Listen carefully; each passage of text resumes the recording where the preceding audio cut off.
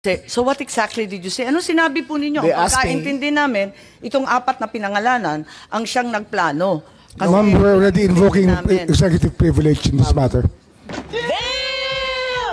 Yes. We're invoking executive privilege in this Yes, matter. that's fine, but it's Yes. in the interview. And it's Yes, ma'am. public. It goes as far as the interview, ma'am. Yes, ma'am. That's Yes, it. I'd like to understand. I think your brother was trying I to did not explain state in any what he way. said in the interview, and I'm happy They to asked hear me it. if I planned it. I said it was not me. There were other people in the room, but we did not discuss any plans of any arrest. So wala kayong alam tungkol sa pagbabago ng isipan at polisiya ng ating administrasyon? Wala po, Madam Chair. Nagsalita po ang ating mahal na Secretary John Vic na ang nagplano po rito, o yung pagkaintindi namin, ang nagplano ay kayo. I would like Secretary to answer that. Anyo, Secretary Gibo Chodoro, at ang pinangalan, ang Chief PNP, General Marbil. Parang apat yung pinangalanan sa isang interview ng ating Secretary ng DILG. Can I answer that, ma'am? Yes, please, you're recognized. The question was, who planned this? I did not state in any way who planned it. The meeting was of executive privilege. It is a conversation between the president and the ones I mentioned. There were. So what exactly did you say? Ano sinabi po ninyo? They Ang asked me- pagkaintindi namin, itong apat na pinangalanan ang siyang nagplano. Ma'am, we're already invoking namin. executive privilege in this matter. Yes. We're invoking executive privilege in this Yes, matter. that's fine, but it's Yes. in the interview and it's Yes, ma'am. public. It goes as far as the interview, ma'am. Yes, ma'am. Yes, That's it. I'd like to understand. I think your brother was trying I to did not explain state in any what he way. said in the interview, and I'm happy They to asked hear me it. if I planned it. I said it was not me. There were other people in the room, but we did not discuss any plans of any arrest. Saan nanggaling yung mga pangalan na ito? Ma'am, that again is executive privilege. Ma'am, let Pero me explain, ma'am. nandun- Let me explain nandun sa first, ma'am. interview po eh. Yes, yes, Ang ma'am. liwanag Let eh. me explain first, ma'am. We were discussing rumors of an impending arrival Parang based on. hindi yung ganun ang dating sa amin eh. Ang That is pagkaintindi that namin, is the apat whole ang truth, nagplano. ma'am. That is we were discussing rumors. Go ahead, ma'am. Patugtog na lang natin para maintindihan ha. Mabuti na lang at walang boy contempt dyan sa Senado. Kung hindi, na-contempt ka na. What was and who was really on top of this? Kayo ho ba? Because during the press conference of the president, it was you and the president. Yes. So ikaw ho ba nagplano ng lahat ng ito? Hindi naman, hindi naman. It was a group effort. Secretary Chidoro was there, Secretary Anyo was there too, and the President and I. So, hindi naman ako. Ako lang ang natira. stand by that, ma'am. Last man standing doon sa Malacanang. I stand by that. Kasi Secretary Chidoro was working out of his office. Napakaliwanag po ng sinabi Yes, ma'am. ninyo. Wala Secretary namang Anyo, of mapakiyaw-kiyaw course, dun is sa Special Police sinabi. Intelligence. Yes, ma'am. Patayin na muna natin. Pakaliwanag naman ang sabi ninyo, hindi ako mag-isa kahit ako ang kasama ng presidente na nagsalita sa press con, hindi ako mag-isa ang nagplano. Isang grupo kami. Tapos pinangalanan mo. No, ma'am. Sinabi ninyo eh. I state, ma'am, again, executive privilege. But, ma'am, Walang executive privilege kasi binunyag na I ninyo sa must TV. state it very clear, as I stated very clear, that there was no mastermind. We were discussing mainly about what the president's statements were in Hong Kong, and it was based all on that statement, ma'am. Sinabi ninyo na hindi kayo mag-isa na nagplano, kundi isang There was no grupo. planning, ma'am. Pero yun ang sabi eh. I said, hindi ako nagplano. Marami May kaming- isang grupo na Ang nagplano. We were all talking about a rumor, ma'am, and that was all. Rumor lang yon. Yes, ma'am. Group effort ang sabi mo eh. Ang tanong niya kung ikaw ang nagplano, tapos sabi mo, There was no hindi, planning, group ma'am. effort. Nasukol si Remulla dito. Planning, ma'am. Anong in-effort ng group ma'am, kapag hindi let plano? me make I think that we're intruding into executive privilege already, ma'am. I think that we please No, I'm respect just our. asking him to explain To the rescue naman si Kuya Boying. in the media. Yes, ma'am. But Yes, it's already I'm a very thin confining- dividing line between what transpires in a room between cabinet members I will- and a media statement. But there's a very thin dividing line, ma'am. Understood. I hope that we can respect executive privilege. Understood, and the Senate and the Secretary Chodoro is fully aware. Every time there's a need to recess to executive session, I'm happy to do so, and I will do so when necessary. Pero ngayon, sinabi kasi sa TV, paliwanag naman ninyo sa atin kung ano ibig sabihin. Kasi ang sinabi, hindi ako mag-isa na nagplano, may grupo kami. They asked me if I had planned it. Sabi ko, I did not plan it. I said we were there, and not to skirt, ma'am, executive privilege. It was mainly because of the statements of the former president in Hong Kong that he said, in his words, ma'am, in Hong Kong, that, I think you have a clip, he said that, ang reading ko ay may ICC warrant of arrest na. That was the best of my recollection, ma'am. So anong pinag-group effortan? Anong To diniscuss discuss the rumor, ng ma'am. grupo na That again, pinangalanan nyo? ma'am, as far Sorry. as I will invoke in executive privilege, there was no, you cannot plan on a rumor, ma'am. Kaya nagtataka So, ako, again, bakit ma'am, group effort? Chismis lang naman yun. Chismis nga. Ayun Yun na nga, yun. kung chismis, bakit mag-group effort pa? Tapos pinangalanan mo Ma'am, pa lahat na maraming nag-group marites sa effort. mundo to, ma'am. Dabis naman yung marites, dami-daming It marites was a sa amin. discussion of a rumor based on the statement of the president in Hong Kong. Nakakatuwa lang dahil chismis lang pala eh. Bakit sesentensyahan yung tao sa base ng chismis? It was Nako, John Vic, mas madaling magsabi ng katotohanan kaysa kasinungalingan. it was a discussion of a rumor based on the statement of the president in Hong Kong. So you deny that you're part and parcel of the planning and that the other persons you named, hindi rin sila kasali dun sa pagpaplano? Again, ma'am, we were discussing the statement of the former president while he was in Hong Kong, that he said that he said, in his words, ang reading ko ay may warrant of arrest na ako. So that was the only basis of the conversation, ma'am. So ito yung group effort ninyo. Yes, ma'am. Pinagtulong-tulungan ninyo yung isang bahagyang chismis. It was, ma'am, all of that is, again, the statement of the former president, not ours. Okay, so walang kinalaman to. Pero para lamang sa kaprasong chismis, magtitipon-tipon pa yung mga sekretary ng kabinete. Nakakatuwa naman. Call it what you may, ma'am. Walang magawa. Opo, anyway, nabanggit na paulit-ulit itong Interpol, ano? At nabanggit na ng SOJ. At Ma'am, alam naman natin. ma'am, Yes if po. I may, since Yes, our Secretary name Chodoro, was, please. Kasi kasali kayo eh. alluded to, the Department of National Defense and the Armed Forces of the Philippines has no law enforcement mandate. Our sole mandate is to give support to the Philippine National Police when it is asked for. And therefore, such ends our jurisdiction. The operation is clearly a law enforcement one, and the Philippine National Police has the power to ask the armed forces to assist. And that is the extent of the participation of my department and the armed forces of the Philippines. And all other matters in supporting the Philippine National Police are covered by operational security. Tama po. Kaya hindi talaga chismis lang to. Meron talagang natanggap. At sinabi rin sa isang interview, alas 3 ng umaga, natanggap na yung notice of arrest nung Martes, March 11. Sinabi naman ni Secretary Remulla na si PNP General Marbil nakatanggap ng notice of arrest warrant alas 3 ng umaga ng Martes at sinabihan ang Pangulo ng alas 6. Nabasa niya na nga sa alas 6 ng umaga. I So stand by ibig that, sabihin, hindi po chismis to. Meron ng notice of arrest warrant. You're Totoo na talking siya. about 2 different days, ma'am. Okay. March 10. Sige, clarify was- po ninyo para March 10 maintindihan namin. was conjecture. March 10, was chismis pa lang conjecture. yun. Yes, ma'am. Dala nung salita galing sa Hong Kong. Yes, ma'am. Okay. March Tapos, 11 was a formalized transmission Okay. by the ICC towards Interpol. And that was the first knowledge that this administration had of the presence of a action by the ICC directed towards the Interpol. And that was the only formal knowledge that we had. So, andun lang.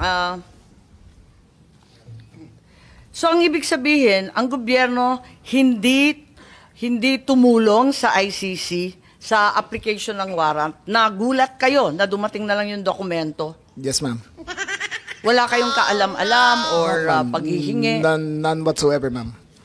None whatsoever. Ganon din yung SOJ, pati yung SND. Wala kayong balita, wala kayong hinikayat, wala kayong pakikiusap na ilabas na yan sa lalong madaling panahon. Wala po ako rito noon eh. Nasa Vienna po ako.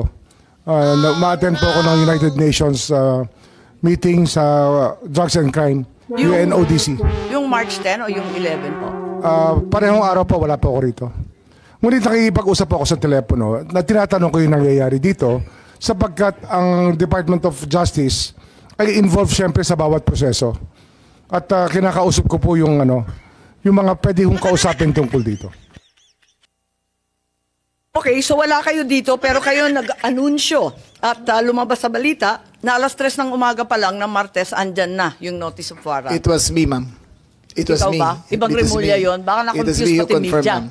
Po. It was me who confirmed during the press conference of March, on Tuesday, March 11, I think, that when the president asked me on when the notice of diffusion arrived, and I stated it was 3 a.m. Salamat. Okay, si General Marbil, may idadagdag po kayo. Kayo daw ang nakatanggap eh. Mama, natanggap ko po yun ay more or less after ng 3 o'clock. So usually ito po talaga ginagawa namin. Pagka meron pong request ang PCTC Interpol, we act po dun sa kanila po. Kung ano po yung request ng PCTC Interpol.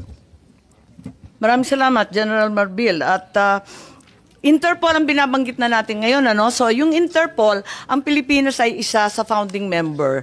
Isa tayo sa nanguna sa pagtatatag ng Interpol noong 1952. Interpol's purpose is to facilitate cooperation and assist member nations. So crime information, sharing, investigative support, specialized training, transnational crimes in particular are the focus of this agency. And this comprise terrorism, cybercrime, organized crime, financial crime, and anti-corruption. And to ensure that it is not used for persecution, in its constitution, the Interpol has Article 3, providing that it's strictly forbidden for the organization to undertake any intervention or activities of a political, military, religious, or racial character. So maliwanag yan sa Interpol, hindi sila manghihimasok sa politika at sa domestic affairs ng isang bansa. Ngayon, eto na yung press con ng ating Pangulo noong March 11 ng 2025 at sinabi niya, andito yata yan, it's a request of the Philippine government from Interpol.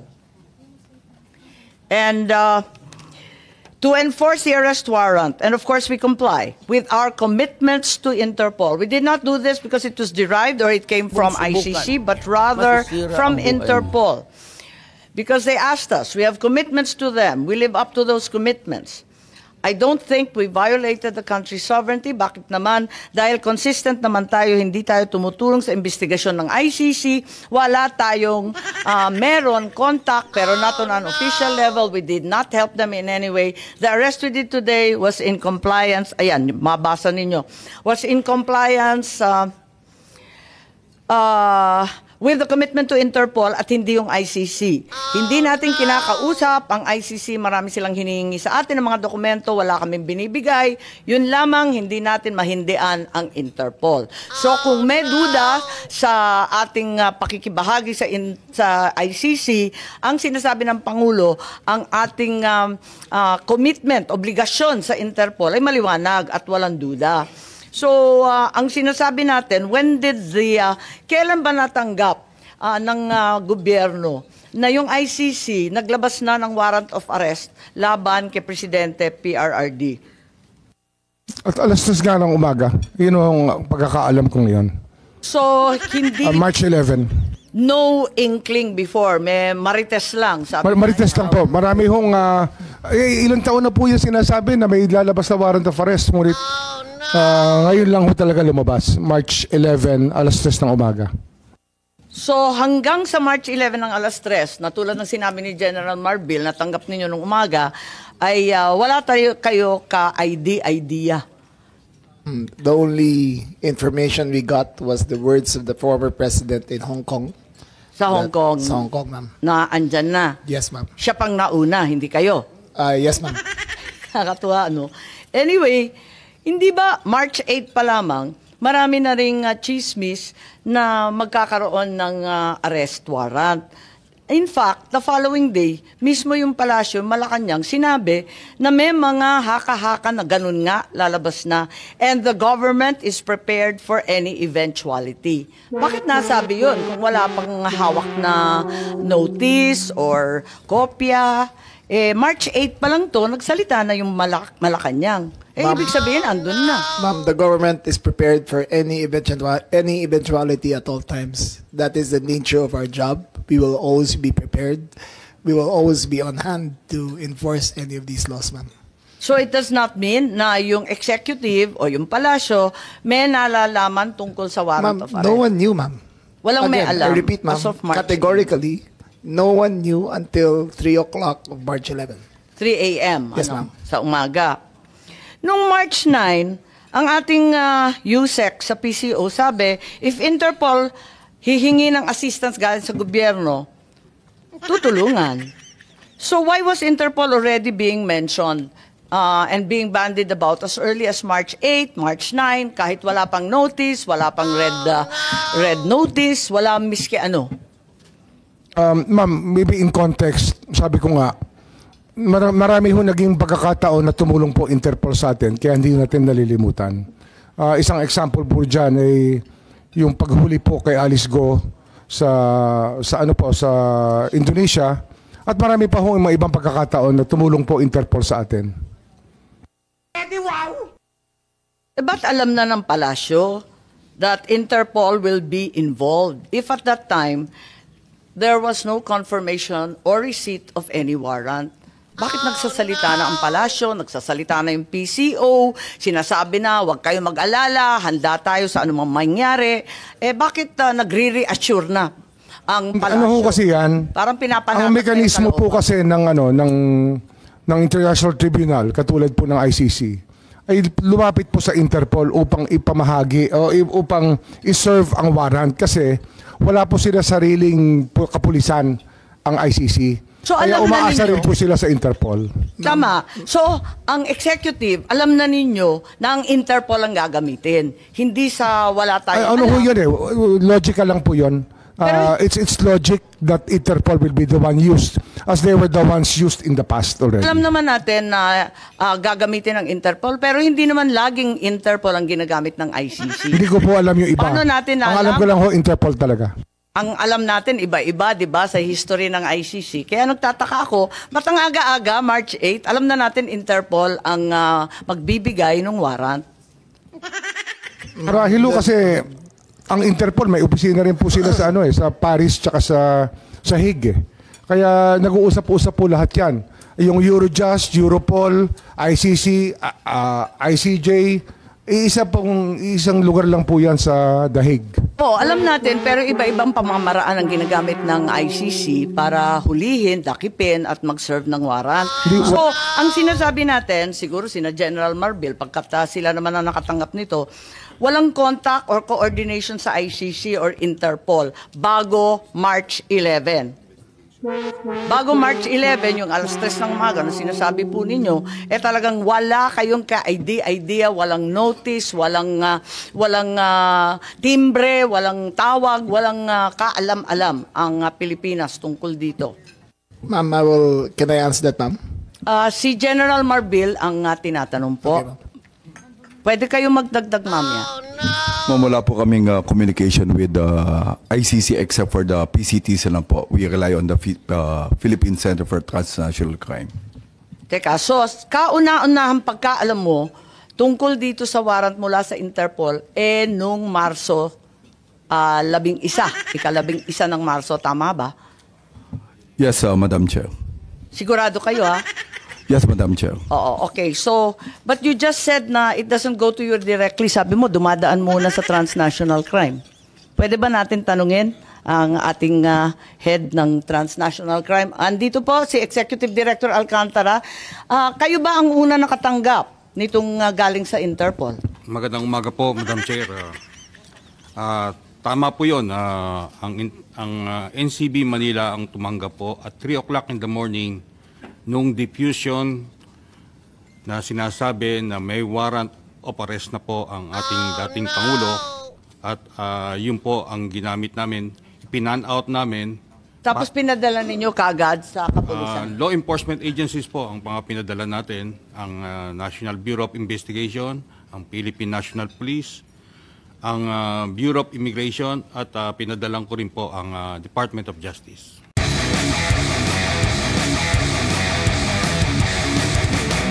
Mabuti na lang at walang boy contempt dyan sa Senado. Kung sakasakali, matutulog dyan sa Senate Detention Facility itong si SILG. Nako, napakaraming napatunayan sa video na to.